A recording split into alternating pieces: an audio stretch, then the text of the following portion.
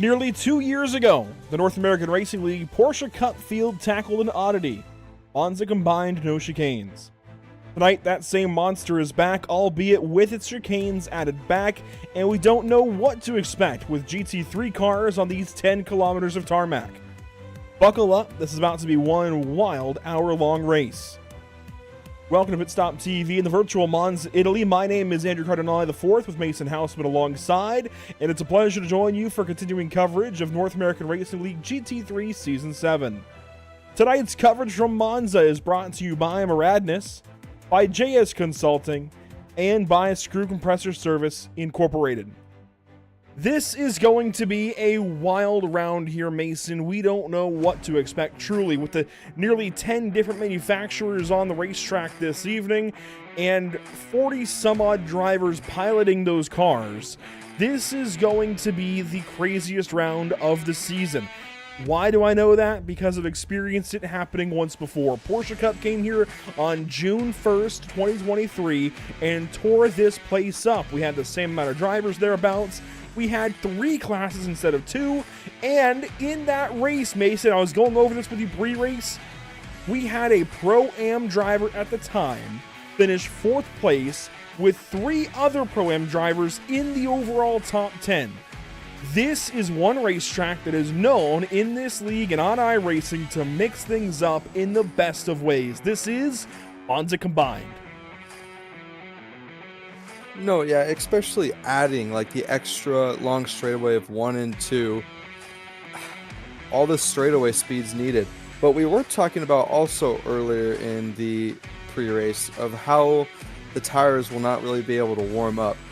I think personally the car is going to be very understeery, and we're going to see a lot of drivers maybe push a little too far onto the limits, causing the car to go over the track limits, and we might see a couple of cars run into each other going into what would be turn 1, but actually turn 3. Yeah, of course, the oval has got its couple of corners. For this purpose anyways, traditionally I would I would say it's got 4 corners. The oval does, but per iRacing standards, it's just 2 corners. You have one end of the oval and the other, 1 and 2. Then you race back onto that front stretch, the other side of it, and you race down into the first chicane, Prima Variante. That is traditionally turn number 1 on the Grand Prix layout. That's turn 3 here today. Then it's into Curva Grande or Curva Biasono. That is turn number 5 this evening into Seconda Variante. I'm trying. I really am, if you can't tell. Seconda Variante, that is just the second chicane. Then the Lesmos at turns 8 and 9. And then it's back on power all the way down to Ascari, which is going to be a lot of fun this evening because we're going to have this crazy difference in tire temperature. You just touched on it. The tires are going to cool down on the straightaways, warm back up even in the banked corners, and of course the traditional corners around the racetrack as well. And by the time they hit Ascari, they're going to have the tires back up to temperature left and right, and they will have been behind somebody probably for most of, if not the full lap, if not longer. They are going to be desperate to find an opportunity to try and get by, so Ascari is going to be super important to set up for a run into Parabolica. Parabolica is going to be super important because then you're back on power the rest of the way back around to the first chicane. This is a crucial racetrack at every step of the way, all 9,999 meters of it. This is going to be a really wild round for these guys, and I can't say enough about this racetrack. I simply cannot say enough. I cannot go on long enough, so I'm just going to cut it here. Track map down. Let's talk about points. Coming into this evening, we've got just one multi-time winner between the 2 classes. That is Thorsten Ulrich. He won the last 2 rounds at Le Mans and at Detroit. So both sides of the break. We come here to Monza. Anybody, simply anybody can win. Ulrich is on top in practice right now, but Sam Sawyer was on top for a while. Michael Brooks, Ken Copeland, they've been quick. Quite honestly, Mason, this entire screen of drivers could win this race. Yeah, I really like the way that these front end engine cars are driving here tonight. I think they are the ones to watch out for. I know as of right now, I think Adam Brockway is the highest. No. Whoa. Ken Copeland is. So I think a lot of these front end engine drivers are going to be the best ones to watch out here tonight. And there has been buzz in the virtual garage all week about certain cars having top-end speed and certain cars not. The Acura is one that does not. We'll find out as the evening goes on which cars have their legs able to be stretched out and it can actually going to top-end pace. But we know the McLaren should be good on top-end and on fuel. The Mustang looks pretty good on top-end.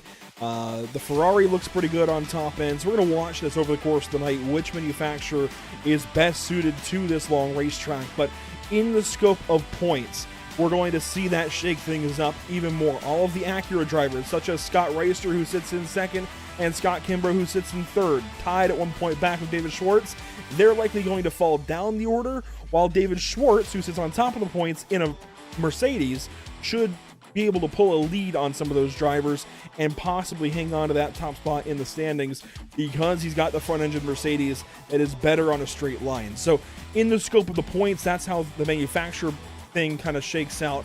If we move on down to division number 2, though, Dominic Turcotte has got the points lead. Mitch Buenaventura sits in third. Ismail Elahi sits in sixth. Those are your 3 race winners that are still down here in division 2. Lucas Finco, though, is sat there in second. Kevin Peake in fourth, and Jose DeLeo in fifth. So things are shaking up down there as well. But a larger gap. It's only 1 point in Division 1, 15 points down here in Division 2 between Dominic Turcotte and the rest of the field. Points down, we have got qualifying to talk about. And you know what? We'll do so right after we take a look at the schedule and see how we got here and where we got yet to go. Atlanta is next up, Road Atlanta, then Daytona. The last 2 races of the season, back to the 10-minute qualifier and 60-minute race that we're used to. Tonight is a 15-minute qualifying session, and if we look at the Whiplash SimCam's race details, it will reflect that. 60-minute practice just ended, 15-minute qualifying, we'll get into the rest later. Now, as far as qualifying goes, because we've got the 15 minutes, because we've got 3 laps on this massive track, it gives us a little bit of extra time to kind of dial in and sit with these guys a little bit here, Mason. Who's looking to suit your fancy so far? Oh, I don't know. I think Samsoid. Personally, I like that Ferrari right now. I think the Ferrari looks super quick.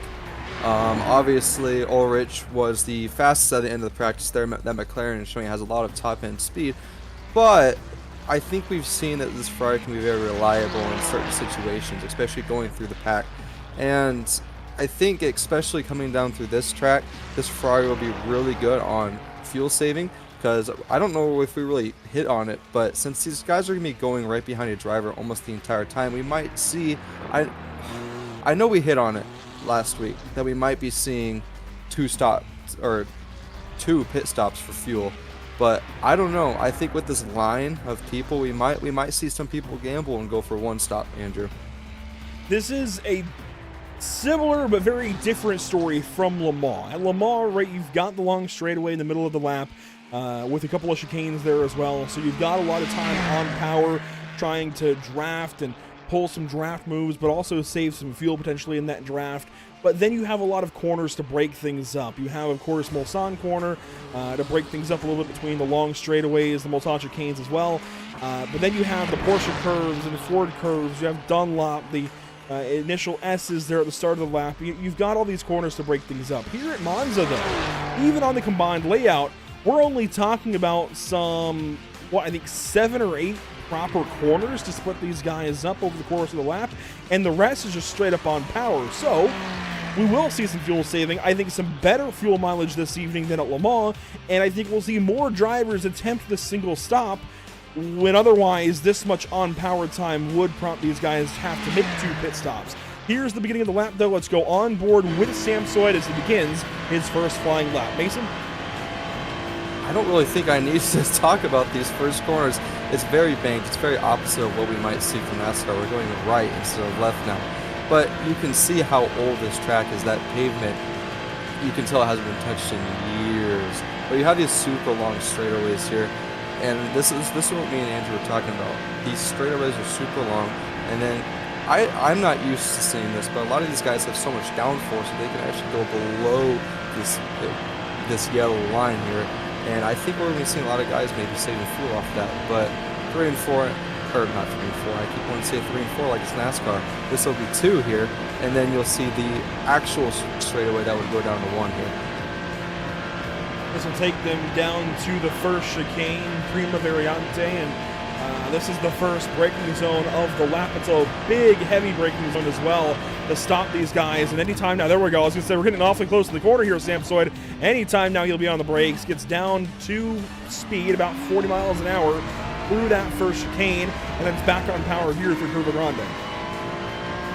Yeah, we're going to be seeing a lot of those guys here tonight that want to back it off a little bit more than usual because they are not having that tire temperature that they're used to having on the normal complex here.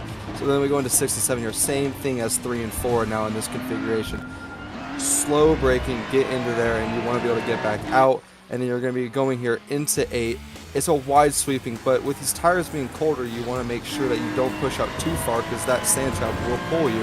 And then going into 9 here, make sure that you want to get on back on the power. But I found out that that corner actually likes to stick with the tires because the tires are a little bit warmer than usual. And then we have another long straightaway going down to 10, 11, 12, which will be Variante Ascardi. Down in the Ascari chicanes, this is a rather tight set of corners. I was mostly using the older Mercedes W12 Formula 1 car to practice here because, quite frankly, I didn't have the patience for a GT3 car to get around this place. It was just too slow. The Formula 1 car is a lot more fun to throw around, so I'll be honest there. But that Ascari chicane is going to be important. It was important in the Formula 1 car. It's going to be that much more important in these GT3 cars because it's going to be, I think, one of the few setups for a true passing opportunity into the braking zone of Parabolica, and it's back on power from Parabolica. I don't see many other places you can make a pass because you're going to be doing your drafting passes and whatnot as Samsoid goes fastest for now. You'll be doing your drafting passes and whatnot through the course of the straightaways on the oval and then back down to the first chicane. But how much will you be able to actually pass these GT3 cars? They don't have the same kind of suck-up that a NASCAR stock car does. I don't know how much battling we're really going to see. I think we'll see a lot more fuel saving. And I just don't know how many moves these guys will make in that first chicane. It could surprise me. It could be a big passing opportunity, but otherwise I feel like between Ascari and Parabolica, you're going to see a lot of your money moves made over the course of the evening. See, I disagree with you. I think the first chicane of 3 and 4, I think, which is the Prima Variante, I think that is the section to actually make these passes. And then especially going into second of Variante, I think that is also where we'll see a lot of these passes as we see both Ulrich and Steinhoff showing how fast the McLaren is as of right now. So Ulrich topping the time charts right now, almost about a tenth faster than Steinhoff right now. And if you notice, Ulrich immediately brought that car to a park, reset, and is going back at it with brand new tires to go after another monster lap. So far, his best lap, a 2:44.858. That's quicker than Steinhoff and everybody else. Steinhoff at a 2:44.9 versus Ulrich's 44.8. And then Samsoid also in that 2:44.9 bracket, along with David Schwartz in that same zone. The first 2:45 is going to be Scott Reister down here in his Acura, which is surprising to me because this Acura, all week long, we've talked about the fact that it doesn't have the legs to get up there. It doesn't have the same top end. The gear literally limits it to a certain speed, but it's fifth here in qualifying so far. So clearly, as a single car, it doesn't lack that much pace, but in the draft, I think this Acura is going to drop down the order. See, I personally think it's driver. I think Scott's doing an amazing job through the actual quote-unquote infield here where you have 3 through about 13. I think it matters about the driver here on these sections because if you take it too wide in any circumstance, too deep, too wide, and then it understeers, you could lose a heap of time. So I think Scott Reister is just showing how good of a driver he is with that Acura. Another Acura here is Kevin Peake. He's currently fastest down there at Division number 2. He is 16th quick overall over Dean Kerr, who sits in 17th. Alex DeMarco was that absolutely monster lap time from the Division 2 class in practice. He was actually third for a long time. I think by the end of the session he was 5th or 6th. But Alex DeMarco is one to watch. The Moradness group apparently has got this place figured out because he is super, super quick. He's just got to get the right lap time down to prove it. And maybe some of it is draft, but that just proves that he can work the draft and get out to the front of the field if he needs to. And we'll see what the marker does here in qualifying. This is lap number 2 for car number 2. And to the line, it's going to be faster, it looks like, a 2:45.782.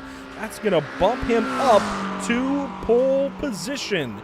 Down to Division number 2. He is now fastest of the Division 2 qualifiers, and that is quickly upset by Chris Winstone, who goes 11th overall.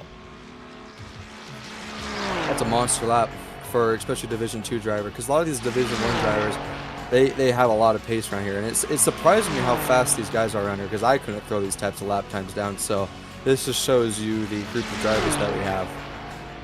Chris Winstone coming alive from one side of the standings to the other. What that means is basically he gained a lot of spots in the standings after he went position number 2 last week at Detroit. He looks quick again this evening at Monza, 11th in qualifying so far.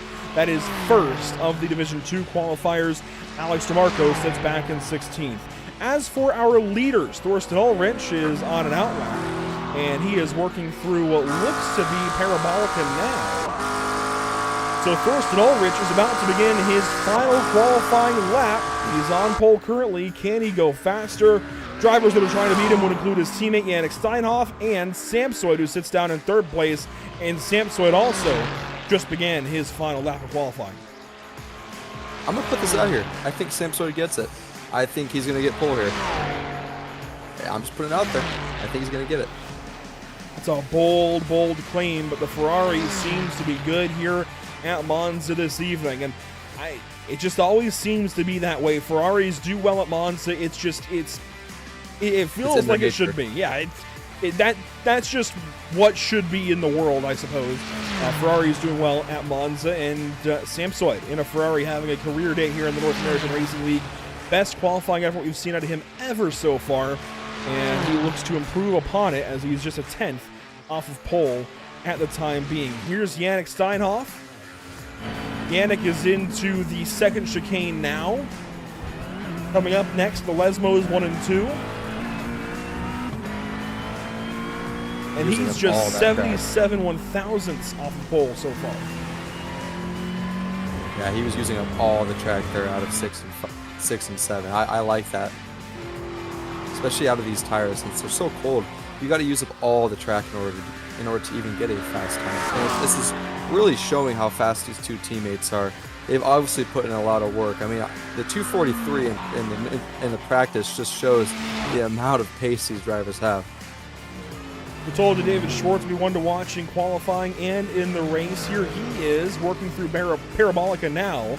To the stripe he will go, and his Mercedes looks quick today. It's in the 2:44 bracket, and it's going to be a 2:45. Oh no. He's a bit slower there on lap number 3, so Schwartz will go no faster. Here's Scott Reister in the Acura, his best lap so far, a 2:45.123. We set our eyes once again on the top 3. Here comes Yannick Steinhoff. Is he going to complete this lap? The answer is yes. Is it going to be a 2:44? The answer also yes. That's going to be good for pole. Yannick Steinhoff moves up. Here's Thorsten Ulrich through a Ascari. Here is Samsoid also in a Ascari. Ulrich is going to get to the line first. We're right on board with him. I don't know about pole for Samsoid, where he dipped his tire off out of 9 into that sand trap there. That loses time. Any little bit of sand that you get on that tire, it just wants to make the rear end want to slick out. So I'm interested to see if he can even put a 2:44 down. Thorsten Ulrich, though, to the stripe, this time by watch car 55, trying to beat a 2:44.845, trying to gain 14 1,000ths of a second, and he's not going to do it. Samsoid to the line also will not get there. Yannick Steinhoff, it looks like, will win pole. There's a few rounds left in the chamber, and Copeland takes a big swing, moving up to 3rd spot. Beccarini could still go faster, and Ignacio Castagnin could still go faster. Here's Castagnin.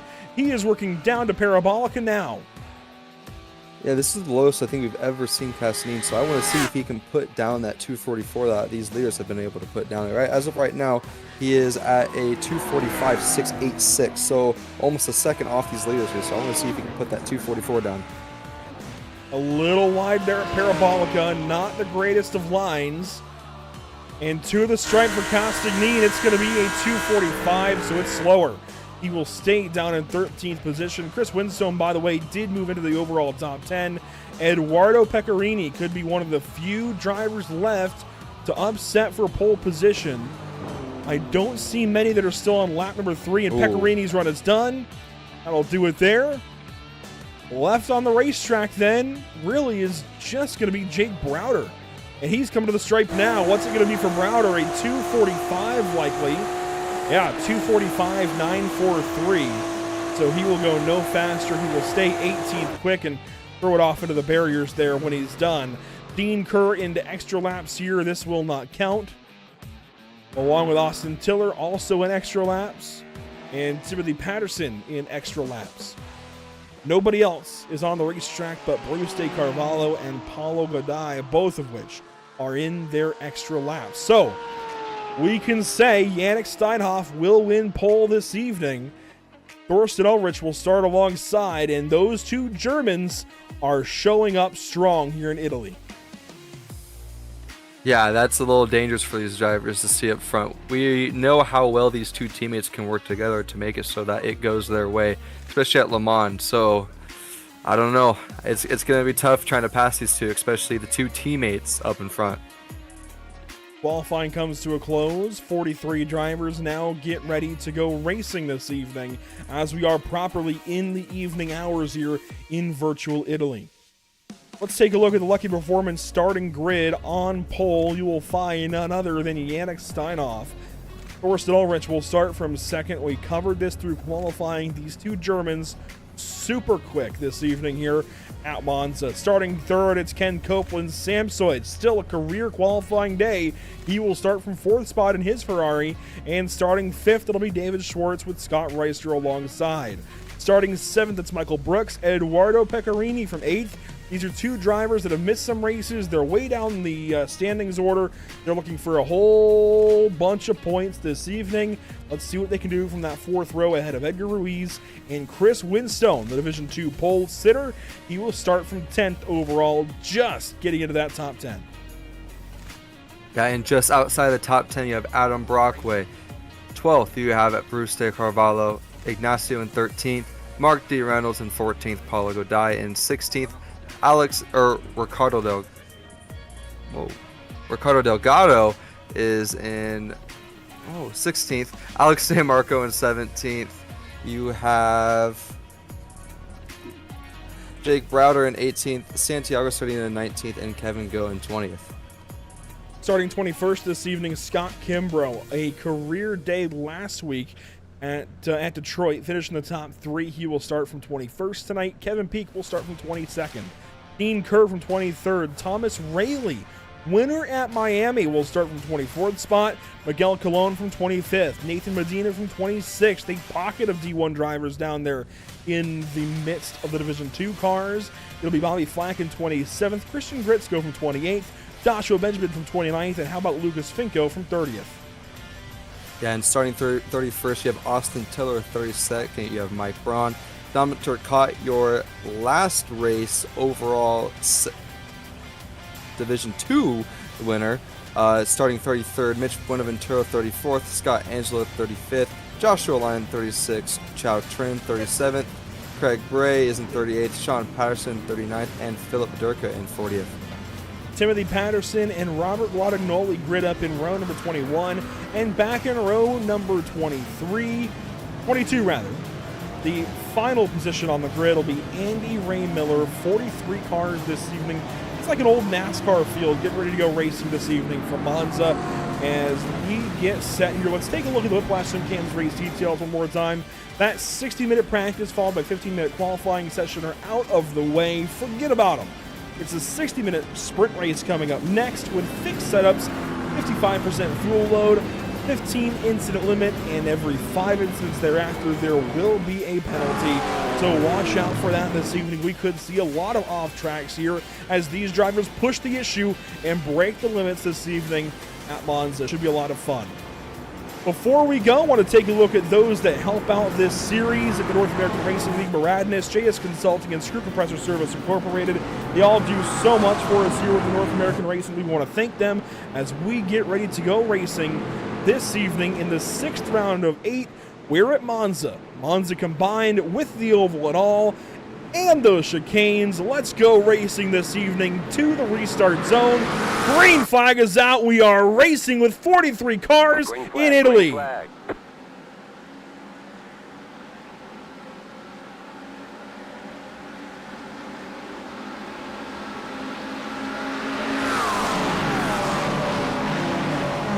Already Samsoy down on the banking on the inside of Ken Copeland. He's going for third.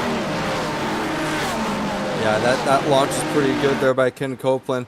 I'm hoping that Samsoy can get up because Ken Copeland's going to be able to get right behind these two teammates here in the McLaren. It looks like David Schwartz is going to stick here with Samsoy, but I don't know if I was David Schwartz. Yep, that's exactly what I'd be doing. Going on the outside of him, using the draft these 2 leaders are giving you and try to get around him here. So Samsoy could be dropping you 5th, especially right as soon as this race started. I would not want to be below that yellow line much this evening. That's going to increase tire temperature on the oval and increase tire dig as well. Temperature you might think is a good thing headed down this straightaway to the first chicane, but degradation is not. Here we go to that first chicane, mostly single file. Samsoid slots into 3rd spot, side by side between the leaders. Steinhoff leads, Ulrich 2nd, and drivers are careening into the corner from behind. What a big 3-wide move out of, I think that was Castagnin or a teammate. I don't know who that was. I think that was actually Santiago Serena making that big move. That was a lot. I mean, that's what I expect for that, especially that first chicane there, but that has a lot of damage on a lot of good drivers here tonight. We'll review this first lap once the first lap is complete. Here you see through the second chicane of 2 this evening. Well, I guess of 3 technically if you count Ascari. Everybody is getting through nicely and cleanly to the Lesmos, Lesmo 1 and 2. A couple of cars have spun here in lap 1, and again, we'll review that at the end of the lap. We'll go back and get a replay. But for the most part, a resoundingly beautiful start here at Monza. I was expecting way worse, especially going into 3-4 there. I thought we were going to see David Schwartz get in the back of Samsoy there, which would have started a mass pile up there, but they all went through relatively smooth until calamity happened. So luckily not a lot of drivers are damaged, but there are a good few of drivers that are damaged. And we'll have to go back and see how many cars Santiago Serena involved there on lap 1. He's most certainly going to receive some kind of penalty for that, likely a drive-through from race control. That is something we can't have this evening, especially here at Monza. 1 lap will go complete right here, and we will let the field cycle past the speed shot before we go back and look at the replay. There's the speed shot at the traditional start-finish line. This is not the start-finish line in use this season, by the way. Worth noting, that start-finish line is right at the beginning of pit lane.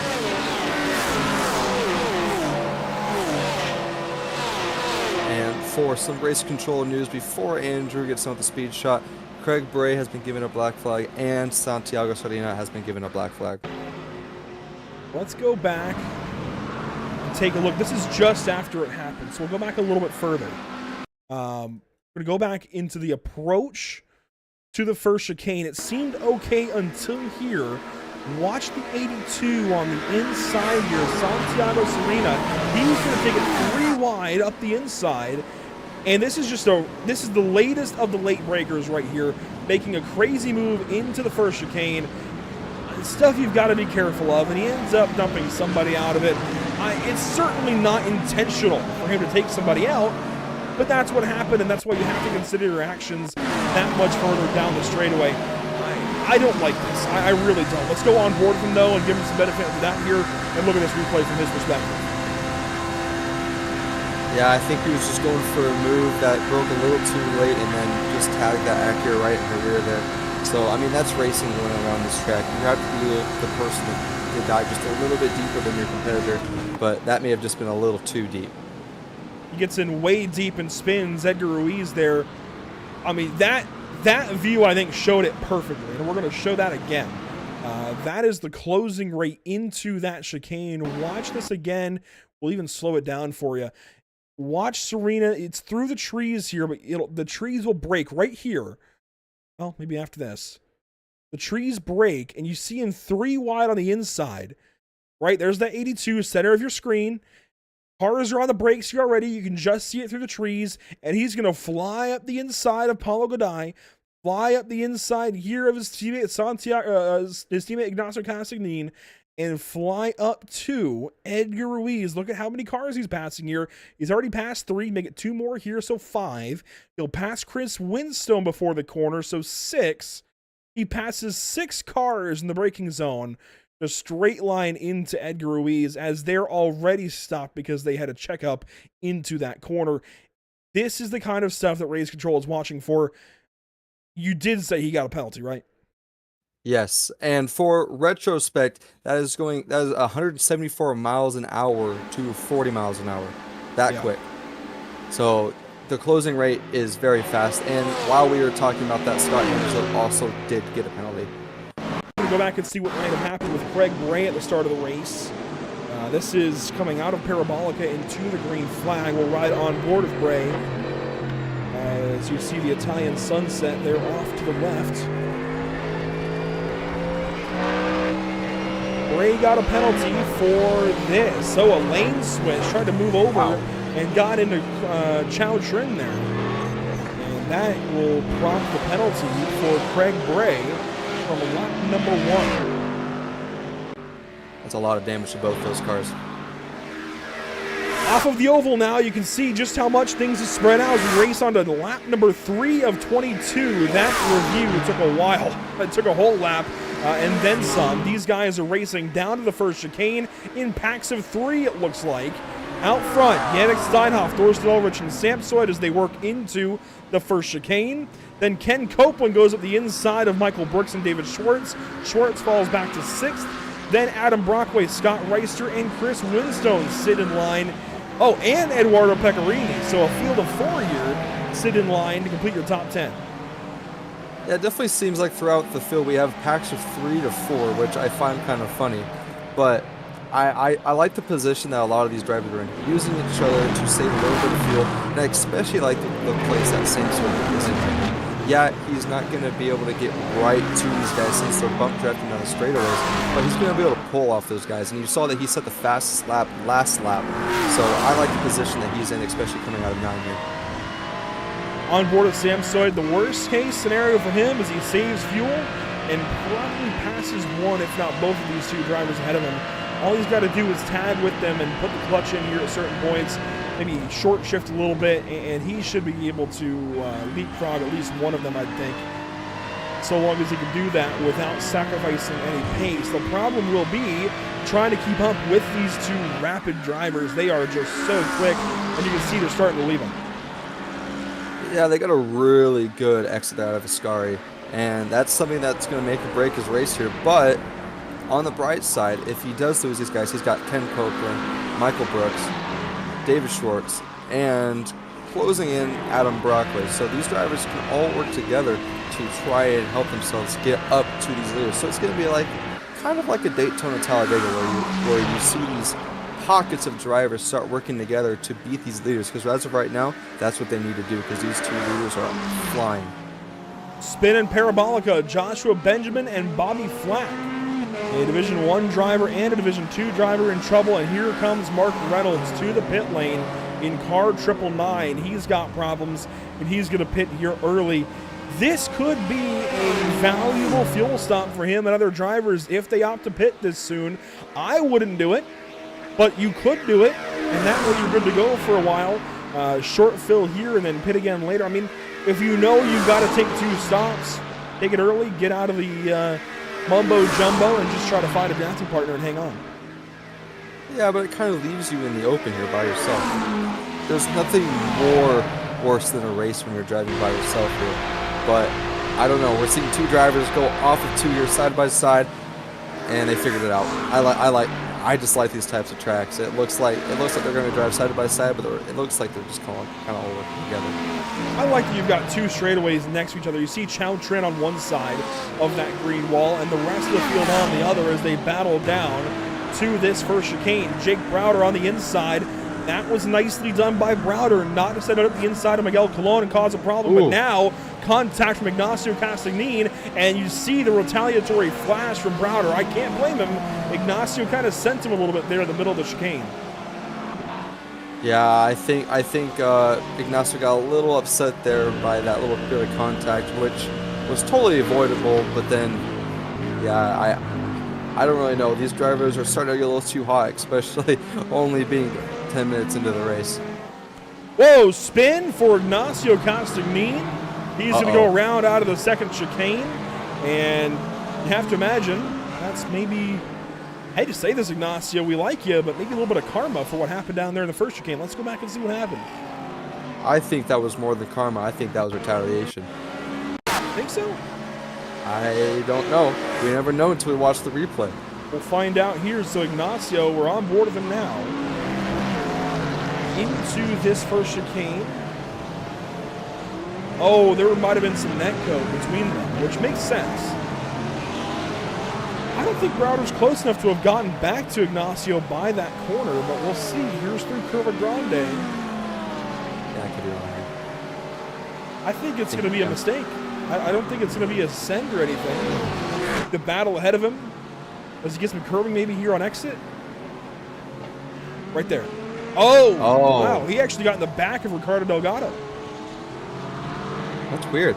That shows you how much speed he was carrying through there, but that's kind of, like you said earlier, I guess not retaliation, but we like you, Ignacio, like Andrew said. Yeah, a little bit of karma, I think is fair to say.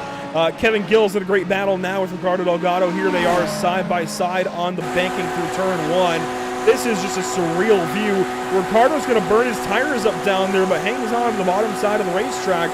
Thing is, Jake Browder goes right on by on the outside, and Browder's doing that in an Acura. So I'm impressed. The Acura is able to make some passes, it seems, on the straightaways. I don't know what was changed, if anything, but it makes a pass there on a Corvette. And we covered it in qualifying, right? Scott Reister being quick in qualifying shows the Acura can battle well, single car on its own. But when you get it in a draft train, that's where it seems to have its shortcomings. And if you want to talk about draft train, you can talk about Ken Copeland, Michael Brooks, and David Shorts. I was watching them. Those guys were front to rear end through all of them. I like this. It kind of amazes me that they're not catching up to the leaders here, especially how much they're using each other. But I don't know. I like seeing this. It kind of brings a different aspect to road racing that you're not used to. It's almost like the big boy version of Spec Miatas, right? Like you take a Spec Miata race, change it up a little bit, and I feel like you get this. You get different car brands at a racetrack where they can do some drafting. It's like Spec Miatas at Daytona, I should say specifically, where you have draft battles, and if you were to let those guys run for a while, you would have them space out into groups like this as opposed to being one big pack. So it brings some of those Spec Miata skills back to the forefront of your mind, I feel like, as we've got an issue deep in the field. Kevin Peake and some others having problems in the second chicane. Here's the result of that with a big-time gaggle of cars headed through the Lesmos. Yeah, they're just driving really aggressive right now. Any position you can make around this track, I think a lot of these drivers are accepting that they just need to go and make it. But we're seeing that Yannick Steinhoff and Thorsten Ulrich here going in through 13 here, going through the front straightaway. These two are the two to beat. I mean, Sam Seward's there, but he's losing them, Andrew. Yeah, Sam Seward is starting to fall back. He's over a second back now of Thorsten Ulrich, so he's just hanging on to the few wisps of draft that are left. There isn't much for him. He's going to fall right back to that group of Ken Copeland and company, and the hope is that Copeland and company will pick up the number 7 because Sam Seward is starting to drop like a rock. If you follow this delta up to Ulrich, it is increasing oh so quickly. And again, I think being below that yellow line is hurting you. I know it's the shorter way around, but that just puts more degradation on the tires. That puts more stress on the tires being further down there where there's less banking. If there was the same amount of banking across the bank corners, that'd be one thing. You could use the inside. But being that there's higher banking, the higher up the racetrack you go, I think you've got to be in that next lane up to save the tires and not use them up too much, because Samsoid is going to be screaming for tires by the time he pits. It's definitely an interesting strategy, but we don't know. It could work. It could be keeping tire temp into this car, which is kind of what you needed on this track, which I guess I was about to say keeping it close to Yannick Dorsey. But as of right now, they are pulling about a 1.5 second gap to him right now. So these two teammates working out a good lead. And you see between the oval and now the first chicane, they have gained a second on Samsoid in just that amount of time. So less than a lap, and they pulled a second on him just by being in the draft. And Ken Copeland is quickly catching up to Samsoid in that number 7. Here's the look from Copeland up to Samsoid as they go through the second chicane here. They are going to catch that 7 car. Question is when and how do they incorporate him into their group?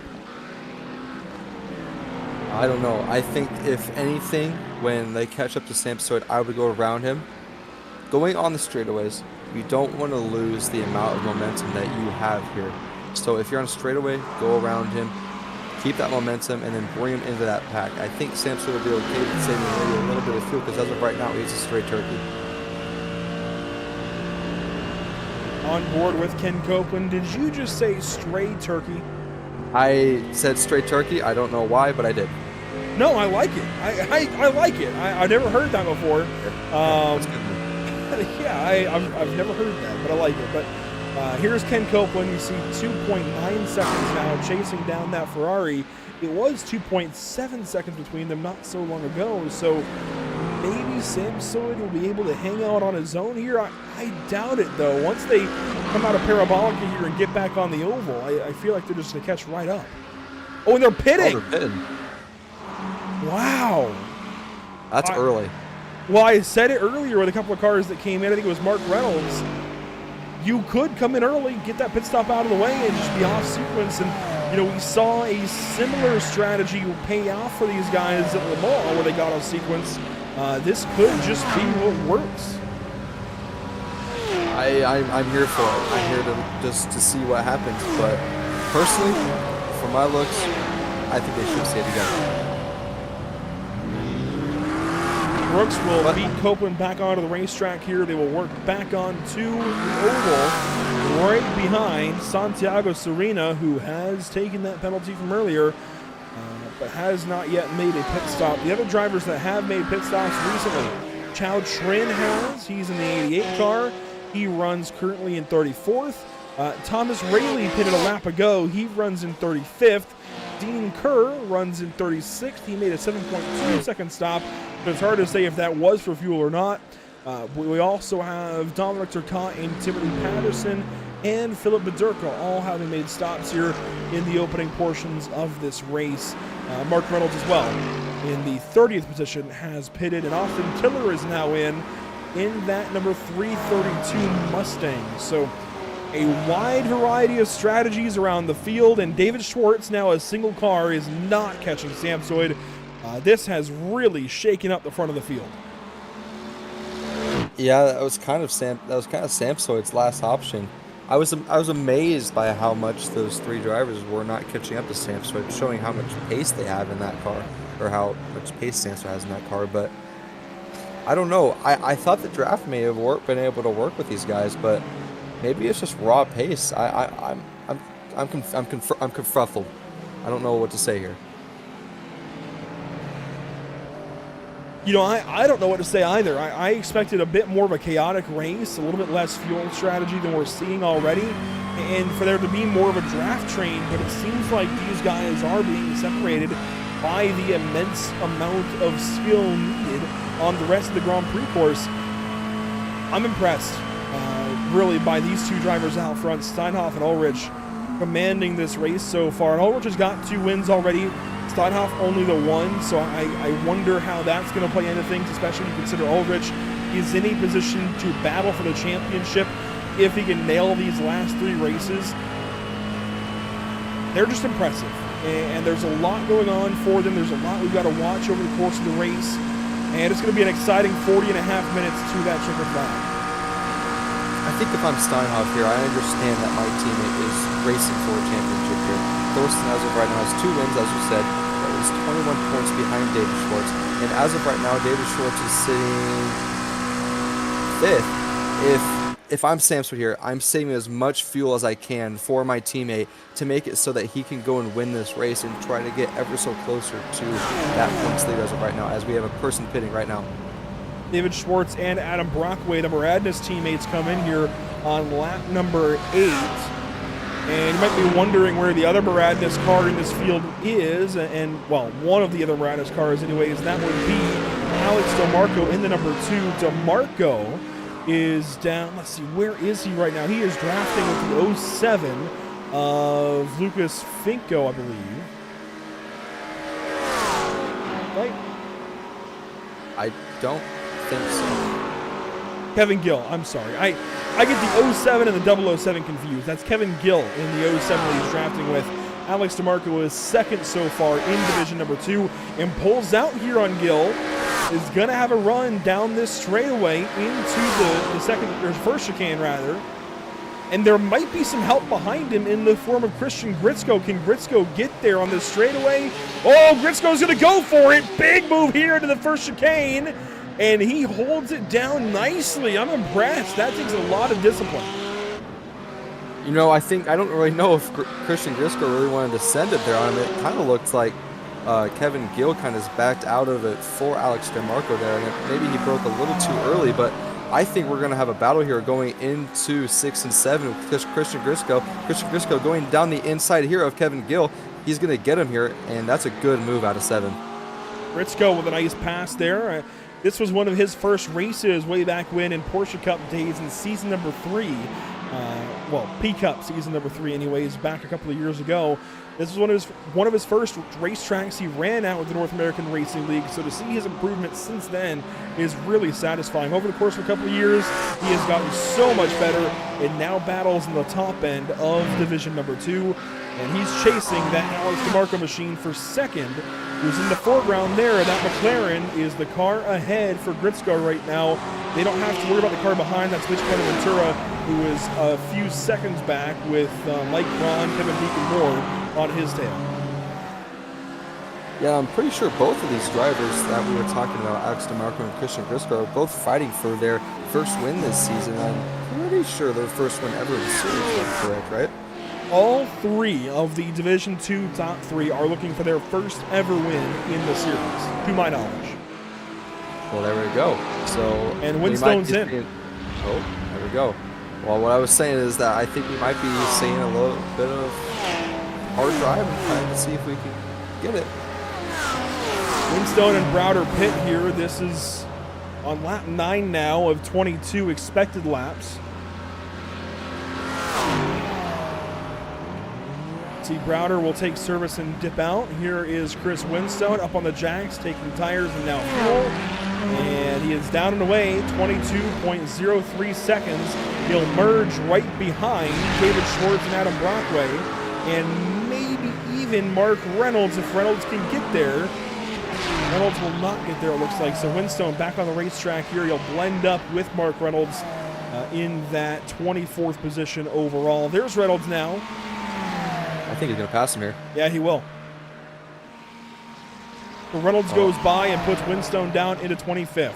Scott Kimbrough is in the back end of Edgar Ruiz. If you recall, Edgar Ruiz got turned on lap 1 by Santiago Serena, who was penalized for the move. Edgar hanging on nearly to a top 10 in class. He is 1 spot out of 10th position in class. Look at that gaggle behind him. Mitch Buenaventura, Mike Braun on the inside.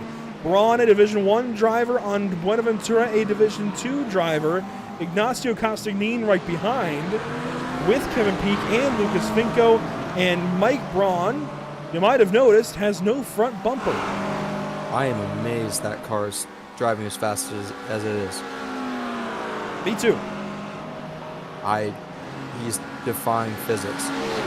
Also, I think this race is going to go slightly into the night. I don't know if you're seeing what I'm seeing, but this is actual sunset now here in Monza, Italy. We are into the last however many minutes of daylight we've got.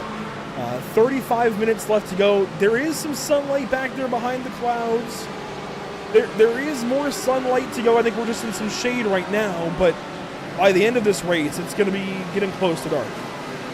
Yeah, I'm ready for it, but as we're seeing right here, going down the straightaway out of 9 here, will we see Kevin Peak make a move around the outside of Ascari? I don't think so. I think Kevin Peak will back out of it there. A little close there, but as we were talking about the beautiful sky that we have here, Ignacio Castine was able to get around Mike Browns. We have the leaders pitting and Sam Soyd. All of the leaders coming in here, 35 minutes to go. This is about when we saw the leaders pit at Le Mans, but it was for 2 stops, and pitting this early will surely put all of these drivers in a 2-stop box. They've got to come in one more time for fuel.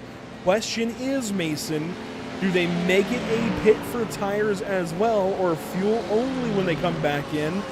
My guess is it's going to be relatively split. I think we'll see a lot of drivers take note of the tire deg to this point, and likely we'll see a split of drivers taking tires and not, as Steinhoff and Ulrich both under-fueled the car, it looks like. Look at the time they took, 17.1 seconds, 16.82 seconds. That is shorter than a traditional stop, and they came out much sooner than Samsoid, who took a full 22 seconds in the box nearly. That's an interesting strategy move by Steinhoff and Ulrich. Here's my thought on this. I love that strategy. Quicker pit stop time. Yes, they're going to be pitting in sooner than these guys, but that makes it so that you can get out there quicker than everybody. Try to make that gap, because we know these two are super fast with each other, and I think we're going to be seeing these guys hit just the right amount. It looks like these guys have practiced this over and over again. I like this. Get that gap so you have no pressure behind Storm Samson. As I think Ulrich might be trying to send her down the inside of his teammate here. Ulrich on the inside moves on by. Now, you could pull that lap after lap and make it a leapfrog technique. See if they opt to do that or not, but Ulrich will take over the race lead. Michael Brooks and Ken Copeland just behind. Of course, they pitted 3 laps ago, so a little bit earlier. And I wonder how this is going to pan out between these couple of groups of teammates. You've got 2 tandems. Now, this really feels like throwback NASCAR now. 2 tandems leading this race. You've got the Ride SimSport tandem of Ulrich and Steinhoff, and then the Wrong Stuff tandem of Brooks and Copeland. I like this, but as of right now, it looks like Copeland and Brooks were able to stick with each other a little bit better than these 2 teammates up in front. Because as of right now, Ulrich looks like he is actually making a gap on Steinhoff here. I'm wondering here if Steinhoff's going to push back and play ultimate defense, which would amaze me. I would assume that he'd want to stick with his teammate, but as of right now, it looks like Steinhoff is kind of pulling back off of his teammate, so he could be waiting for these 2 to catch up to him and playing ultimate defense like how we were seeing in Le Mans. You know, I'm not really sure what the game plan is right now between these Ride SimSport teammates, because they are starting to spread apart just a little bit, and you would think, as you said, they'd want to be packed up. So I don't know what's going on here between these 2, but we'll find out eventually, as Gritzko has taken over second in Division number 2. Everybody has now pitted, by the way, in some shape or form. Just 2 cars remain to pit for fuel. Those are Scott Angelo and Austin Tiller. They have each come into the pit lane, but it looks like not for service. Tiller, I thought, had, but timing and scoring is telling me differently, so we'll go off of timing and scoring for now. Regardless, just about everybody has made their fuel stop. Christian Gritzko and Alex DeMarco, they battle here into, I think that's Parabolica, and yes, it was. Gritzko out wide. DeMarco takes the spot back away, but now Gritzko can use all this time on the oval to draft right back up. Yeah, there's a little bit of net code there between Gritzko and Alex DeMarco. Gritzko's car reacted to a car that was not there, so I think that's why we saw the car shoot out wide there, because it looked like the front end just completely went out from it, but it was actually a little bit of net code there. On board with Gritzko, he's using that inside lane around the oval to draft with DeMarco. We're seeing more and more drivers use this bottom lane of the oval. I'm surprised by it still. It's going to increase tire drag, and I would think that would hurt these guys over a long run, but Maybe I'm being proven wrong. But here we go. Gritzko with a draft now up to DeMarco. Does he stay in line? For now, he will. I like that idea. You're both fighting for a positional overall win of Division 2, but that was a bump. That was a bump, and I'm amazed through the corner that stuff. Because that Porsche bumper is actually pushed down pretty hard. So he is bumping him. That's a full-on bump. You see Edgar Ruiz and Kevin Gill about 3 seconds back of this pair. And Gritzko will give up into the first chicane. Will not make a move on DeMarco. I'm surprised by that. DeMarco flashes, not sure what for. I don't know either. Did we talk about how Samsung was jumped by Michael Brooks and Ken Copeland? Not much, but Sam Swade was passed by them because he took the full fuel stop. And I would have guessed that he is going to take a short no-tire stop at the end of the race for the remainder of his fuel. But there is Sam Swade running in 5th position. He's just ahead of David Schwartz by about 3 seconds. Schwartz is ahead of Brockway by less than a second. They have been drafting. They're a couple of teammates. But they are split up right now, just like Steinhoff and Ulrich. I don't know if that pit strategy is going to work anyways. These two drivers are pulling away from each other, and then you have Thorsten Ulrich and Yannick Steinhoff who are pulling away even more from these guys. So I don't know if the short pit would even really save him much time. I think as it is right now, he needs to get pushed together with David Schwartz and use each other so you guys can come. But I don't know. David Schwartz is a little too far back from Sam, so he has to lose a lot of time here. While these guys run under green here, we don't expect any cautions this evening, of course, but want to mention that so far, for me anyways, Mason, Edgar Ruiz is my lucky performance, lucky break of the day. He could have been wadded up, could have got a lot of damage in that lap 1 incident with Serena, but thankfully for him, that car looks okay. I don't think he's used the fast fix. Actually, he has, so I'm kind of surprised there. But regardless, he has hung on for a top 20 day. Top half of the field of getting turned on lap 1. That's pretty impressive. Yeah, I'm amazed of where he's even at. Going through 3 and 4, he lost a heap of positions there. So I thought he would have been way farther back, more like 30th or 40th range. So that's a great pick. I really don't have one. I think that's my nomination as well as right now.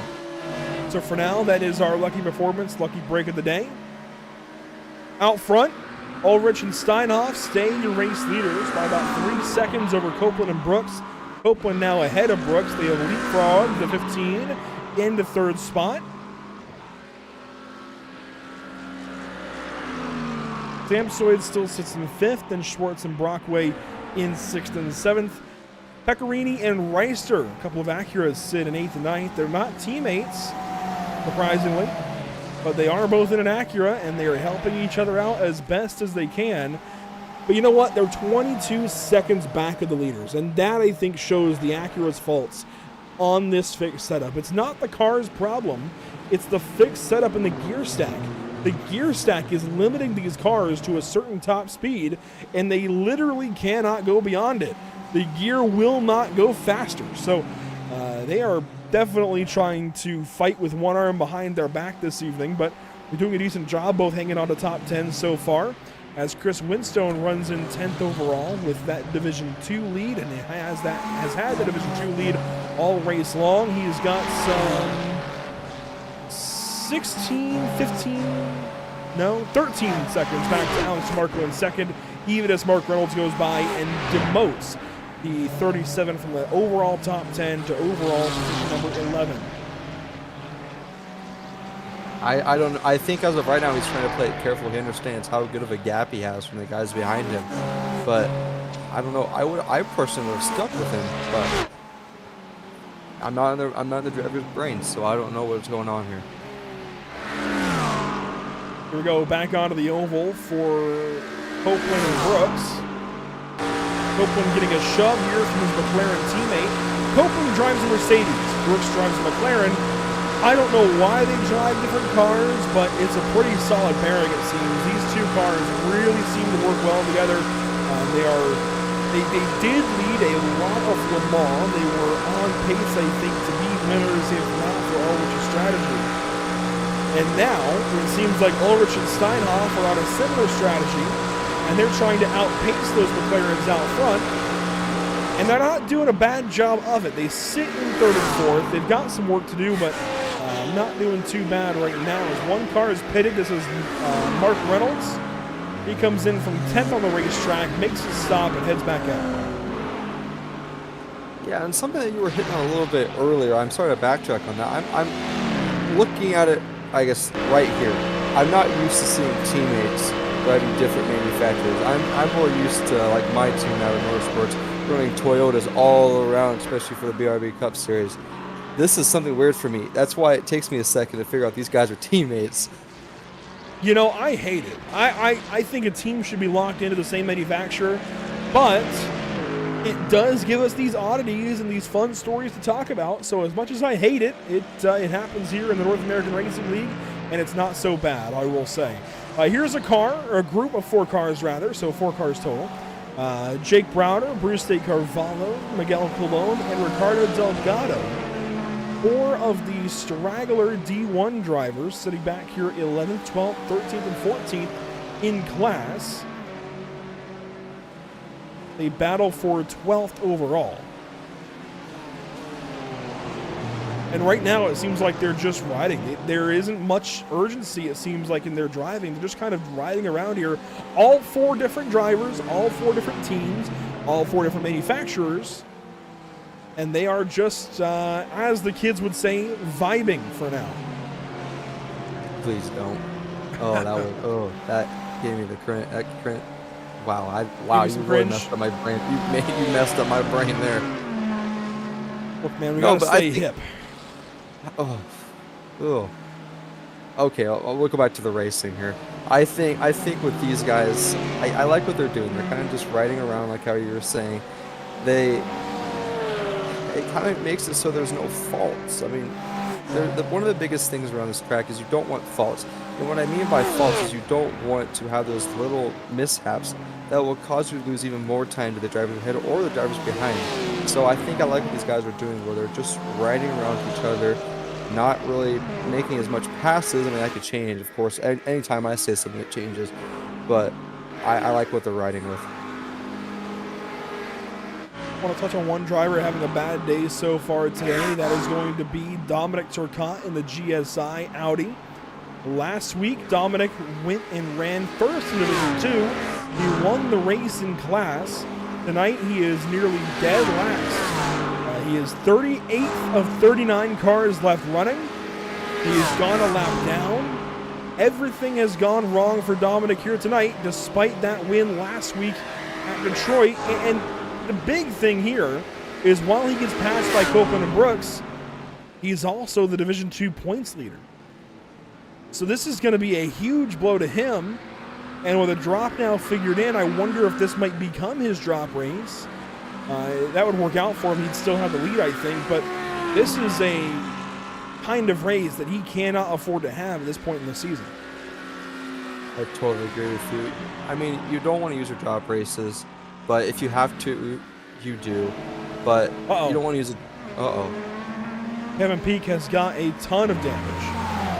Yeah, no spoil on that. Looks like the right side is facing down on the right front. So it looks like he has some heavy contact on the right front. And this seems to have happened on the oval. This is down to turn number 1. Racing right behind, I think that's Mike Braun, and ahead of Ignacio Castagnin. What goes wrong here? They're all running as low as they can on the oval. He's got a run on Mike Braun, and he goes to the inside. That's never going to work. Big no-no. Gets tagged by Ignacio, and that's what finished him off there. But I can't even believe he made that move. Oh! That was Santiago Serena. Oh my gosh, that was a hard hit. Those cars are going 170 right there. Let's watch this from the TV cameras and not the onboard this time. This is Kevin Peak. Fittingly peeking to the inside of Mike Braun, and You know, this is one that it might seem like it's common knowledge not to do, but until you've done it, you don't know. And Kevin has now learned pretty aggressively that is a big no-no here. He went down the racetrack into Santiago Serena there, right in front of Thomas Rayleigh. That was scary. And the thing that amazes me here is that does Santiago have a lot of damage on him? We'll find out here in a second. This is Thomas Rayleigh's perspective. There's the smoke ahead. But you've got to stay in the gas until you know what's going on. And that, wow. Santiago hitting Kevin saved Thomas Rayleigh. Yeah, and Santiago has disconnected from the race. Yeah, he's done. But we can, you know what? I have a new Lucky Performance Lucky Breaker today. I'm going to assume it's not for Thomas? No, Ignacio Castanin. Did you see the car go completely through him? You know what? That's fair. He had some netcode work for him that time, and he gets through it without any damage. He actually has passed Mike Braun, so it works out for the 21 car for now. And that is a new Lucky Performance Lucky Break of the Day nomination. I would argue as well that you could say Lucky Break of the Day possibly for Thomas Rayleigh, because he would be in line, or would have been in line rather, to hit that stopped Kevin Peak machine if Santiago Serena had not hit him first. So a couple of nominees there out of that, but certainly for the wrong reasons. Yeah, I would give the honorable mention to Thomas Rayleigh. Back up into the top 10, on board of Adam Brockway into the second chicane. Brockway driving a Mustang this season, chasing his Mercedes teammate in David Schwartz. And they are chasing down Samsoid. They're now within about a second of Samsoid. Here's the delta on the bottom right. 1.1 seconds between Samsoid and Schwartz. They're going to start sniffing the draft of that Ferrari and be able to pounce here shortly. I'm amazed at the speed that the Ferrari has, especially the way Samsoid's driving it. I thought that by now he would have been engulfed by a lot of these guys. But he's got a lot of pace. If he would have just been able to keep up with Thorson and Yannick Steinhoff, I think he would have been a big hitter for winning tonight. But the table is just not unfolded well for him. That was not the right way of using that, but I like it. No, it worked. I think that worked. But looking back here, here's Jake Browder, Bruce De Carvalho, and Miguel Colon once again. They have shedded Ricardo Delgado, who now sits down in 15th spot. There's Ricardo, kind of on his own right now in his Corvette. And pit stops. Copeland and Brooks come in. And they are taking tires, both of them. I like that. I mean, personally, I know you said no tire stops, but with thinking how much time it takes for this fuel to go through, it's kind of beneficial just to get your tires, even though the fuel is going to take a lot longer.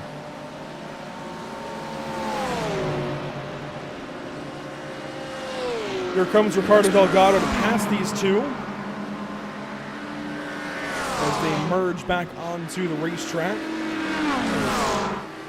So now we watch and wait for the two leaders ahead now. Yannick Steinhoff and Thorsten Ulrich. They should be in really any time. The window is open, certainly. So really take your pick of when you want to pit. I think they're going to come in this lap. I'm putting money down on it right now. Please don't be wrong. Meanwhile, those Maradnes cars have caught the Samsoid machine. And they are now all together, a three-car group in unison. Samsoid, Schwartz, and Brockway. And if I'm David Schwartz and Adam Brockway, I'm looking at Samsoid as a investment. Now, when I say that, it's something that you can take in as of right now, but eventually you're going to sell that off.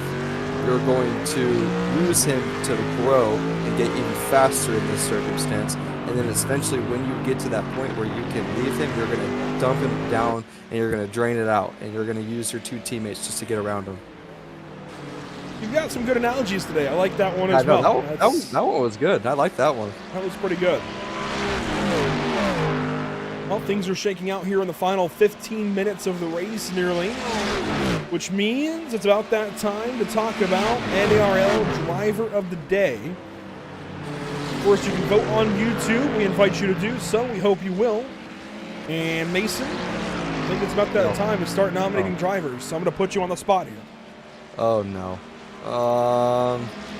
Christian Briscoe, my D2 one.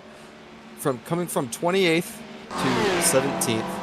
I mean, that's 11 spots he's picked up on a track that is a complete drafting track. So that's my nomination for my Division 2 driver of the day for the series. Solid pick, solid pick. I know he's been rising up the order lately. Was one to watch last week at Detroit. Let's go through here. So you picked Division 2 first, and I mentioned Steinhoff and Ulrich now into the pit lane. I will try and also pick in Division 2 to start, and I think I just have to pick Chris Winstone. He has been in the top 10 just about the entire race. He's a couple of blips below the top 10. But as he passes our overall race leaders this evening who have just pitted and worked back onto the racetrack, he's leading in Division 2 by, let's see, 14 seconds. He's got no worries in the world, just needs to keep the car on the racetrack. I can't look past Chris Winstone. It's a really good pick. I like that. And now we're on to Division 1 for me. Ooh, this one's going to be rough. I'm going to give it to the person that I have thought has had the most consistent pace for a driver who has been by himself most of the race, and I think you know exactly what I'm going to be talking about here. I'm going to be picking Sam Sweat, and you picked it perfectly as soon as I said that. I can't deny that pick. That's a good one.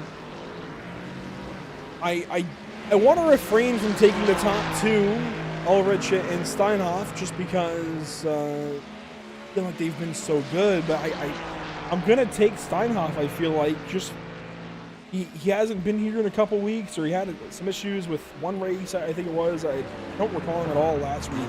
It was kind of dropped down the order. But Yannick Steinhoff has been, just like Thorsten Ulrich, absolutely perfect today.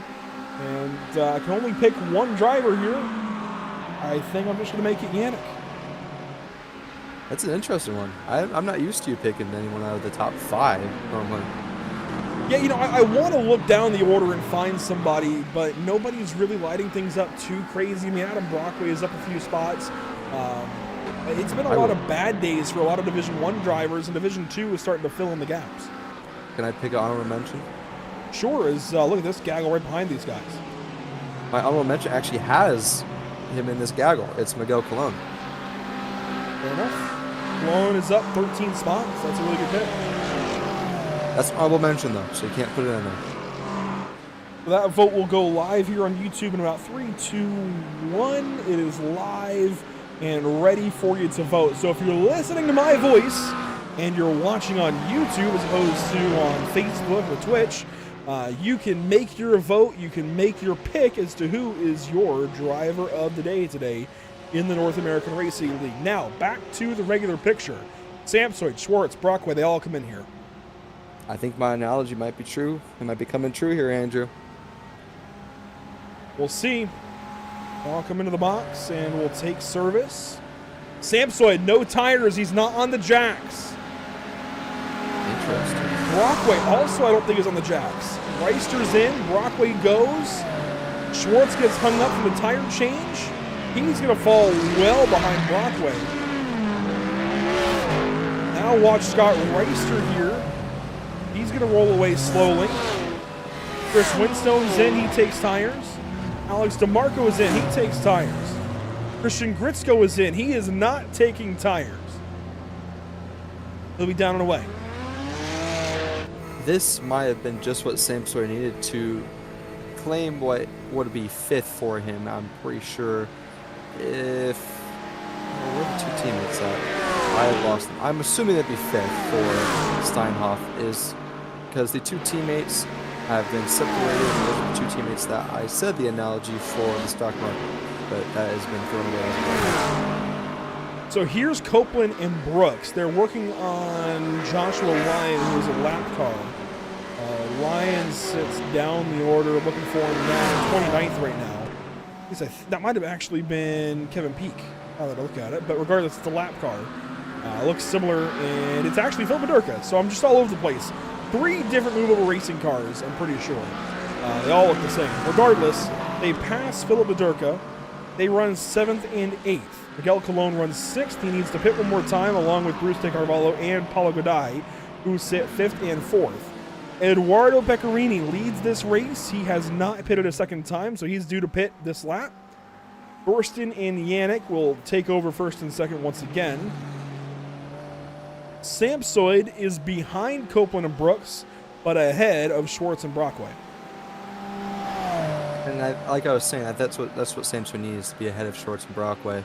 Those 2 teammates were working very well, and I think that might be what claims him 5th. That little bit of communication in the pits between Brockway and his teammate. A lot of cars here. 10 minutes to go.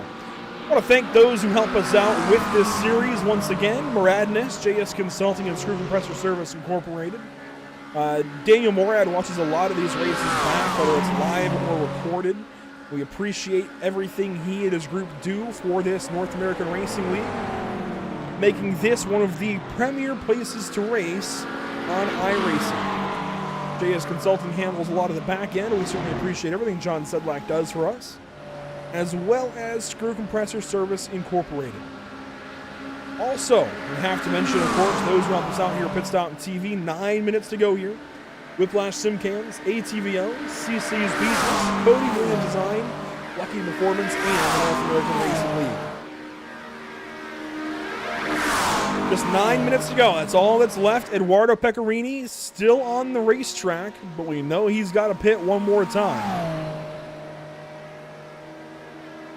When did he pit last time? 9 laps ago. Along with Ricardo Delgado, Edgar Ruiz, and Scott Kimbrough.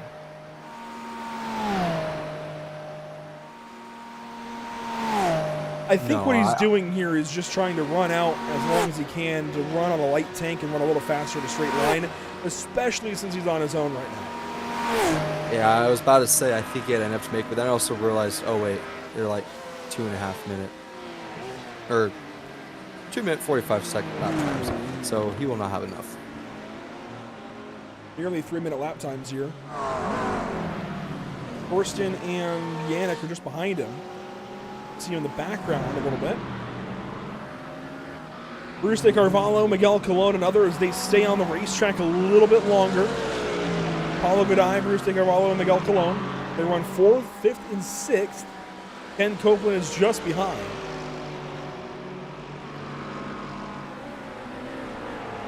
And Miguel looks to the inside briefly of Bruce De Carvalho, but thinks better of it. And this is that sunset I was talking about, Mason. We're getting down to it. There is not much sun left in the sky. It looks beautiful. And, you know, the Tifosi looks like they're having a great time rooting on Samsung as well.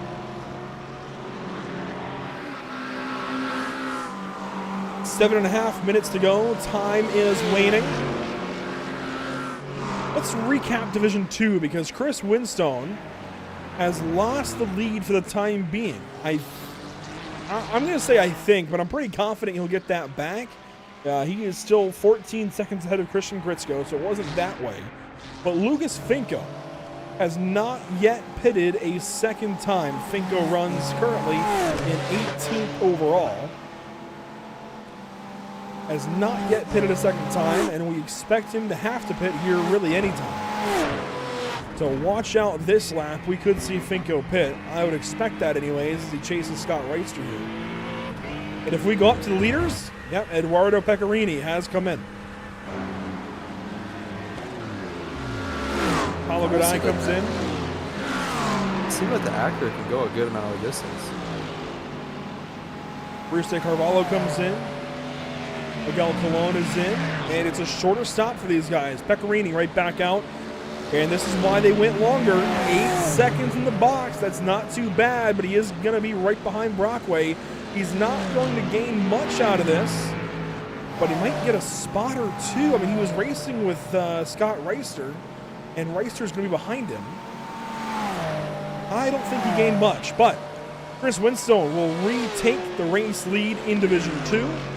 There he is, rocketing into turn number 1. He has got, like I said, that 14-second lead back to Christian Gritzko. That is not changing. Well, it actually might change in a good way because Winstone's running down Miguel Colon, and he may be able to draft off of that car ahead.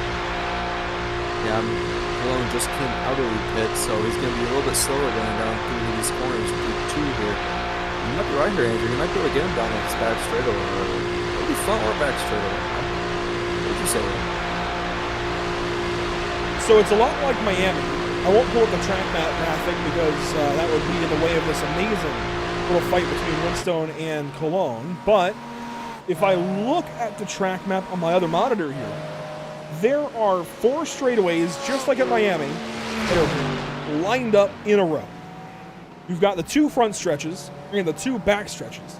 The oval front stretch and the road course front stretch, and then the oval back stretch and the road course back stretch, all lined up. And now that this is split up a little bit, I can show you what I'm talking about. In the last 5 minutes here, you've got those 4 straightaways lined up in a straight shot. And we had it at Miami, where they had the infield straightaways in between the 2 oval straightaways. But here they're kind of staggered a little bit.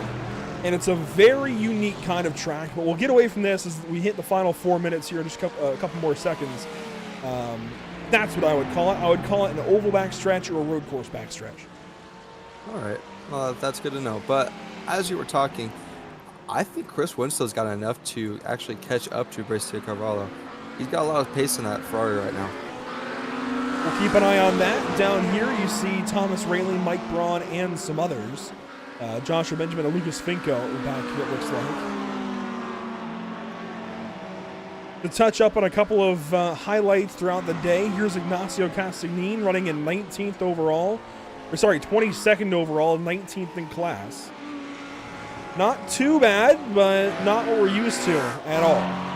So down the order for sure for Ignacio. Thomas Rayleigh runs 21st in class, but 25th overall.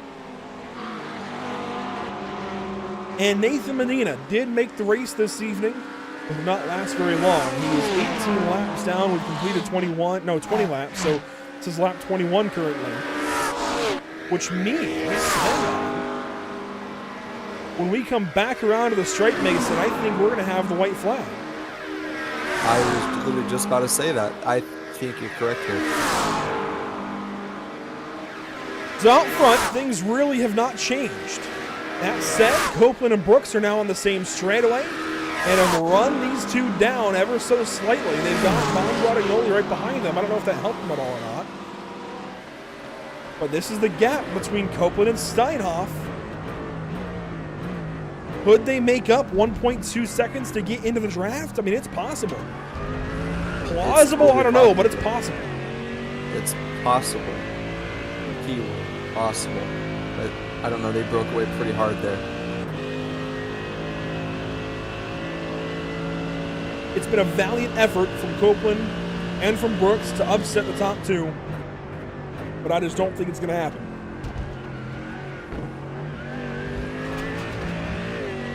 Yeah, I don't see it happening. Unless one of these 2 mess up. We've seen these drivers mess up before. It's very rare seeing Yannick and Thorsten make a mistake, but we're all human. By the way, Miguel Colon has caught and passed Bruce de Carvalho to move into 11th spot. Carvalho now 12th, Winstone 13th. This the final time around, nearly, for our race leaders. Drew Ascari here on board the Mercedes of Ken Copeland.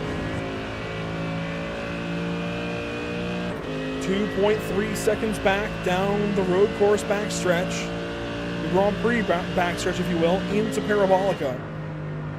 If they're going to have anything for these top 2, Mason, it's got to be right now, because this time, out of turn number 13, out of Parabolica here, and down the front stretch, we are going to see a white flag waving one more time around at Monza.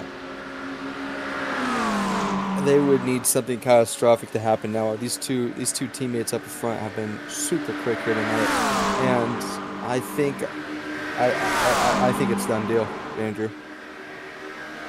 it's not a done deal just yet. There could be some lap traffic at the last second. We don't know. Anything can happen. But it does seem like it's an open racetrack for at least a straightaway length for these two leaders. But there you see your top four on the screen. Down the oval backstretch. And back around turn number 2. Then it's just the road course left to go. If this was an endurance race, I'd be loving this. Because you'd have driver changes, you have all of this stuff. This is close, but I don't know. They have to have an excellent road course here. There they go, down the road course front stretch and into the first chicane. Steinhoff backs off. Ulrich dives into the corner. Copeland surges, but is it going to be enough? I don't think so. There you see officially now the white flag brought to you by Whiplash Sim Cams. Here come the leaders around Curva Grande. And, you know, we talked about it earlier. How would they stagger each other? Who would win between these two? Ulrich is ahead of Steinhoff. Ulrich has got the shot at the championship. These two are being smart about it. Yeah, I think if I was in their shoes, I would give Thorsten the win here. And you want your team to win the championship, especially when I'm assuming they're close friends. So I think we're going to see Steinhoff back off and let Thorsten win this race. Just a handful of corners left to go. There's Thorsten Ulrich. Ken Copeland is putting in some work, but he is just not really catching these two. For Ascari, then Parabolica to end the race. Thorsten, perfect here on entry. Copeland doing everything he can to run these two down. It's just going to be too little, too late. And down to Parabolica for the final time. He's got 2 straight wins in the North American Racing League, something that's already hard to come by. He won at Le Mans. He won at the street course of Detroit. But tonight, Thorsten Ulrich, as the sun sets here at Monza, is going to win for a 3rd straight round in the North American Racing League. 3 straight for Ulrich, this time on the combined layout at Monza.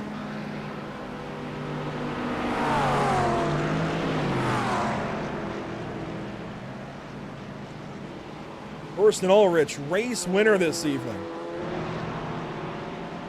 And the top 5 come across. They finish their races. Here comes David Schwartz, then Adam Brockway and Eduardo Pecorini. Scott Reister will be 9th. There's Scott. Paulo Goday 10th. Miguel Colon in 11th. Then Chris Winstone just gets by Bruce De Carvalho. You called it out, Mason. And here comes Chris Winstone to be the Division II race winner 2 weeks in a row. We'll be talking to Chris Winstone. And that is also his first ever win of the series. Yes, sir. First win for Chris Winstone. It comes here on the combined layout of Monza. The rest of the field should be coming through. Let's see some other battles. That was Kimbrough and Ruiz. It was close. Rayleigh and Braun could be close here. Final corner for these two. Thomas Rayleigh and Mike Braun. This is for 24th on the racetrack. Mitch Bonaventura, by the way, just edges Ignacio Castagnin for 22nd overall. And Rayleigh not able to get to Braun. So the final battle that we see on the racetrack is going to be Dean Kerr and Craig Bray, a couple of Muradness drivers. One in a Mustang, one in a Mercedes. As the sun sets behind the front stretch, this is on board with Dean Kerr. Final battle on the racetrack.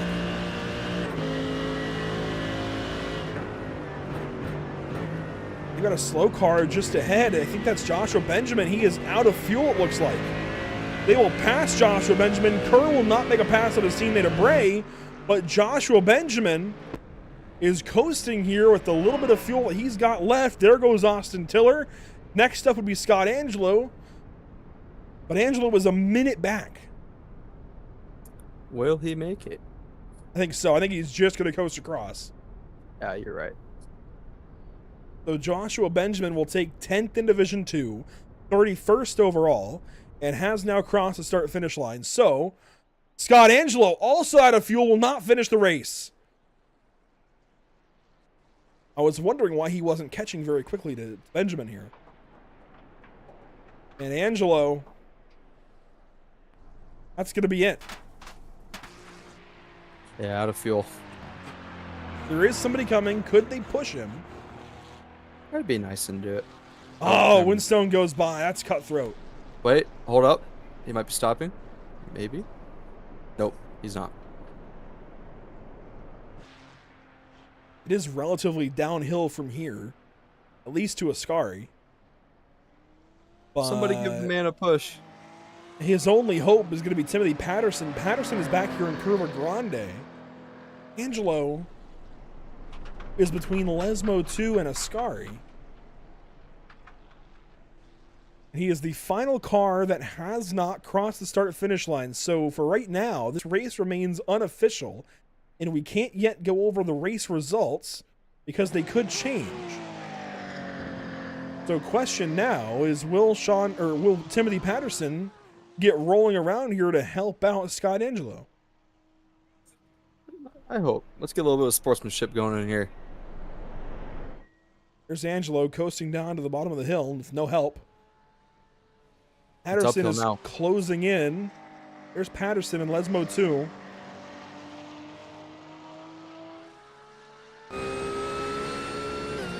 If Patterson pushes him, he's another honorable mentor of driver of the day.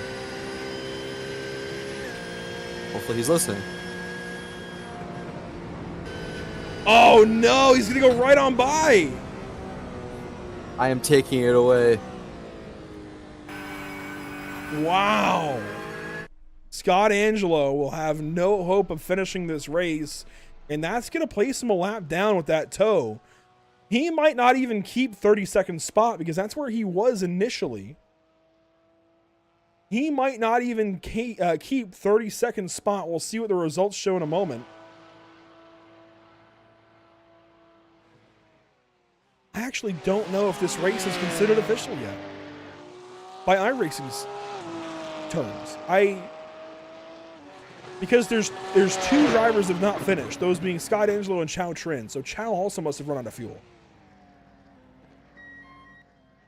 Well, let's go over what we have for unofficial race results, and we'll just have to hope, I suppose, that this is accurate, because nobody wanted to help out Scott Angelo. That is oh so unfortunate. But let's take a look at the unofficial race results.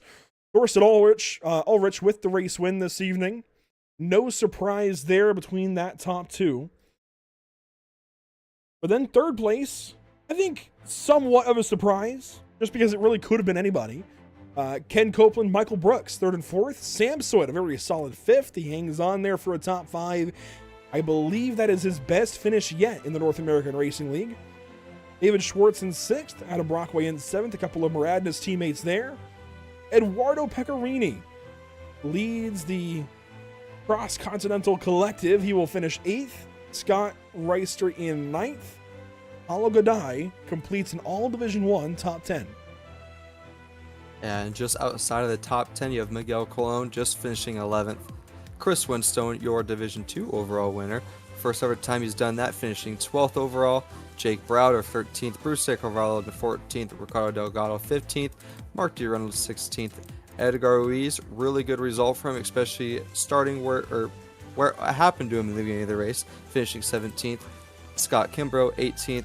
Christian Grishko, 19th. And Alex DeMarco is 20th. Finishing 21st, you'll find Kevin Gill in the 07. Mitch Buenaventura there 22nd. He just gets ahead of Ignacio Castagnin by the end of it.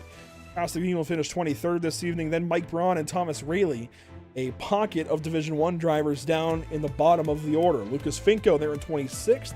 Joshua Lyon in 27th. And Craig Bray, Dean Kerr, and Austin Tiller, your top 30.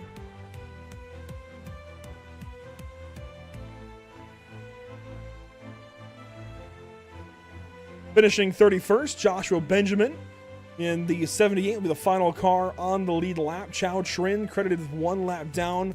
He will take 32nd over Scott Angelo, who is credited now with 33rd spot. Bob Guadagnoli 34th.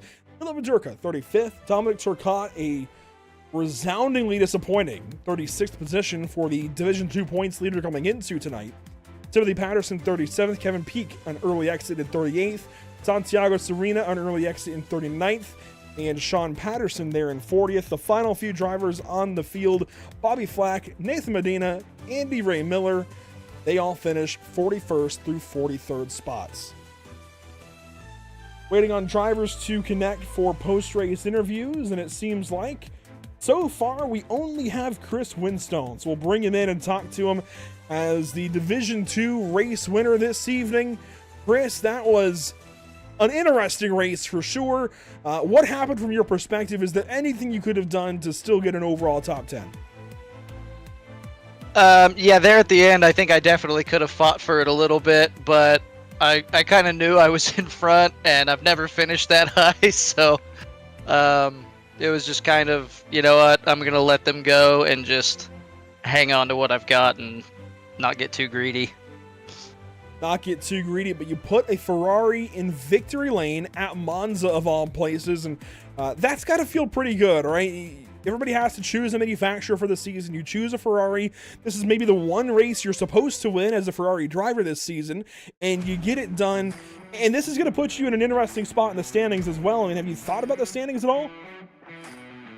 I have. I've been kind of slowly creeping my way back up. You know, the first race, I didn't even get to start. I mean, I had hardware issues like a lot of other people.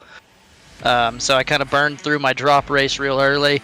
And going into this one, after the good result last week, I knew I should be near the front because, I know I had a big advantage with the car, so it wasn't, all skill. But, it still feels really good. I love Ferraris. I love Monza. So, just to be able to do that, I know it's Division 2, but I'm quite pleased right now, to say the least. As you should be. A win is a win, and everybody has to start from somewhere. In this case, you've been working your way up through Division 2 for some time now in the North American Racing League, and anytime you get a win in this division, it puts you at least somewhat close to the spotlight of being bumped up to D1. Is there any concern there down the road that maybe next season you could get bumped up? I'll take it. I'm used to being kind of in the back. I think Season 2 was my first season, and since then, I'm usually in the middle or towards the back of Division 2. So I've been working my way up, and if I get promoted, that just means I'm getting faster. So then I just have more work to do, and hopefully I can work my way up to the front of that too. Well, it's good to talk to you for a second week in a row now, Chris. Hopefully this streak is one that has no intentions of ending. Hopefully we'll talk to you again next week after Road Atlanta. Best of luck in the final 2 races. Can't wait to see how you do. Thank you very much, guys. Hopefully I'll see you next week. Chris Winstone this evening in the 12th position overall, wins in class. That is a solid day for driver 37.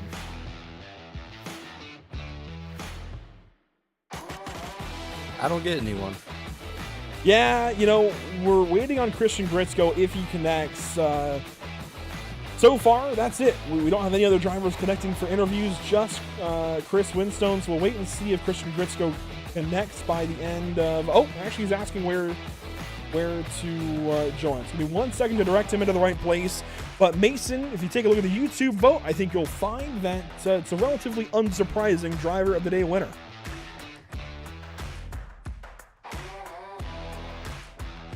It surprised me a little bit, personally. Well, and who is it? Yannick Steinhoff is your driver of the day. Yannick Steinhoff takes driver of the day honors this evening, and I'm going to try and direct... 1 second. I think he's in. Is that him in the broadcast? It is! We've got Christian Gritzko, and he's headed your way, Mason. Yes, Christian Gritzko finishing second in Division 2 here tonight. Christian, how was the race overall for you? I know this track's super long, but I want to get into your head and figure out how it was for you tonight.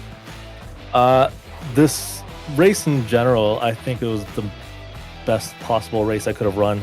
I just got lucky not getting caught up in anything. The car felt comfortable. Everything was good. Monza in general is one of my favorite tracks, although I don't do combined too often. The rest of the track is pretty much the same to me, so I felt really happy, really comfortable here. Yes, and you got really good points here tonight for the championship, looking like But you were racing pretty good against our winner here tonight for Division 2. And how was the battle between you two? Because we were putting a spotlight on there for a little bit, but then we kind of went off for a little bit. So I just want to get into your head and figure out how that battle was between you two. Do you mean between me and DeMarco? Oh, yes. That is exactly what I'm talking about. I'm so sorry. I completely missed the person up. No, that's all right. No, it was good racing at the beginning. I think I was just trying to get in front of him, get away. But then every little mistake I made, he was right on me, and then he made an easy pass, and I'm like, okay, I'm just going to hang back behind him, see if I can fuel safe, because I wasn't sure if this was going to be a 2-pit race or not. But just drafting with him throughout the majority of the race, and on that last couple laps, that's when I was going to push hard and try and stay in front of him. Yes, and I do have one more question for you here tonight. Me and Andrew were talking about earlier in the race. You hit it on the head for saving your fuel, but the tires, how were they tonight? Did they lose all the temperature? Was it a little understeer? What was it like out there for you? For the Porsche in particular, it did kind of feel like the front tires were getting melted if you were pushing too hard, braking too hard, turning too much. So I think after the first, 5 laps or so, I'm like, okay, I need to take it easy. I made enough moves on people to kind of move up the field. But after the first pit, that's when I decided to take it easy overall for the rest of the race, just because if I had to do a second one, I didn't want to take tires again. But for the Porsche, overall, it felt pretty stable, but there was a lot of understeer for sure. Well, perfect. Thank you for answering all my questions here tonight. I had a bunch of them here for you, so sorry on my part, but thank you for having a little talk with us tonight, and congratulations on your second in Division 2. We're hoping to be talking to you next week. Oh, thank you so much, and I appreciate what you guys do. Have a good night. And that is Christian Gritzko. A solid effort there for driver 91. He will happily, I think, take home that position. He's been very active in the league Discord lately, Mason, trying to get a spotlight on some of the drivers in the back of the pack and trying to mix up our coverage. And we appreciate that, because while we know we've got an obligation to cover as much of the field as possible, we know we've got a lot of drivers to cover, and it's very difficult to cover all those drivers. It is also good to have a driver hold us to it, keep us honest, and make sure we cover some of the stories. And he's had some great battles this season. This, the best of them all, I think, finishes second here at Monza. That is a solid effort for Christian Gritzko. Next up for the series, we head out to Atlanta, Georgia, or at least close to it. We'll be headed to Road Atlanta in Braselton, Georgia on May 1st, and then Daytona for May 8th. 2 rounds left to go this season, Mason. It's going to be a lot of fun. I can't wait. I'm super excited. I want to see how this championship plays out for Division 1 here tonight, or not tonight, in the next couple of weeks. It's going to be a lot of fun for sure, as we can also take a look at the upcoming races here at Pit Stop TV next up. And I mean, this is a wild spread of cars and tracks. We've got Crandon International Raceway coming up next for the Badger State Showdown. That's on April 30th, Wednesday next week. We'll be headed out with the Regal Promotions bunch. That's going to be a lot of fun. Have I convinced you to enter that one yet, Mason? You might see me out there. You might not see me out there. All depends on how school works out for me. Well, we hope to see you out there in the Badger State Showdown. Might have a couple of other familiar faces. I think Jared Hughes from BRB Racing League was looking at running, so I know there's a lot of drivers interested in this Pro 4 Showdown. Gonna be fun on April the 30th. Make sure to tune in for that. And then we're headed out to Michelin Raceway, Road Atlanta, with these GT3 cars in the North American Racing League. That should be a lot of fun as well. That's the 7th round of 8 this season. And then a special one, the Major Series Speedway 500. Yes, Indy cars at Indianapolis Motor Speedway. As you've seen some drivers practicing for and testing for these last couple of days, we'll be doing it here on iRacing. IndyCars grace the bricks on May 4th, rather. Almost at April 4th. May 4th. Next Sunday here on Pit Stop TV, we'll have the Americas region, and that is going to be a special one. I'm super excited about. I'm excited about the IndyCar race. I didn't know that was a thing, so I'm excited to watch it. There's not many leagues out there that actually run IndyCars anymore. Well, and the best thing about it in the major series is that's just one of their rounds. They have 2 IndyCar rounds this season, one in the current IR18 and one in the older IR05. So they'll be mixing it up a little bit amongst their NASCAR race they had most recently, the GT3 race in March. They had the other NASCAR race at Daytona back in February, and the Daytona 2.4 back in January. So they are mixing it up this year, as always, in the major series, and you can catch all of that and more here on Pit Stop TV on the platforms down below: Facebook, Instagram, TikTok, Twitch, YouTube, and X, and our website, pitstoptv.com. You can get in contact with us at andrew@pitstoptv.com by email, or you can reach out through the form on the website. Regardless, we look forward to hearing from you, and that will do it for us this evening from the virtual Monza, or the virtual, let's say it this way, Autodromo Nacional Monza. I love saying that. It's such a fun track name to say, but that does it for us this evening from the virtual Monza. Thanks so much for tuning in. We will see you all next time here at Pit Stop TV, hopefully for the Magistrate Showdown on April the 30th. We'll see you then.